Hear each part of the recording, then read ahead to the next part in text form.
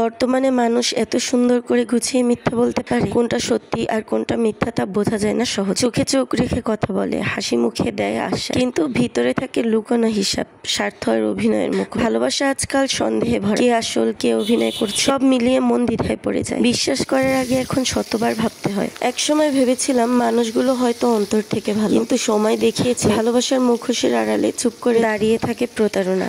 আজ আর কাউকে দোষ দিই না, নিজেকে প্রশ্ন করি কেন এত সহজে খুলে দিয়েছিলাম ভেতরের দরজাগুলো। নিজের ভাঙা টুকরোগুলো নিজেই জোড়া লাগাতে শিখেছি, আর শিখেছি ভুল মানুষ চেনার চেয়ে নিজেকে চিনে নেওয়াই বড় যুদ্ধ। একসময় বুঝতে শিখেছি আমি সবার জন্য থাকলেও কেউ আমার জন্য নেই।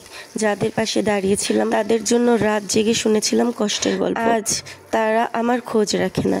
জীবন বড় অদ্ভুত, যতদিন তোমার দরকার আছে ততদিনই তুমি মূল্যবান, কিন্তু একদিন যদি ক্লান্ত হয়ে বলো আমারও কষ্ট হয়, তখন দেখবে কেউ পাশে নেই। প্রয়োজন ফুরালেই সম্পর্ক বদলে যায়, এটাই বাস্তব। কেউ একা থাকতে চায় না, তবুও কখনো কখনো ভিড়ের মধ্যেও একা লাগে।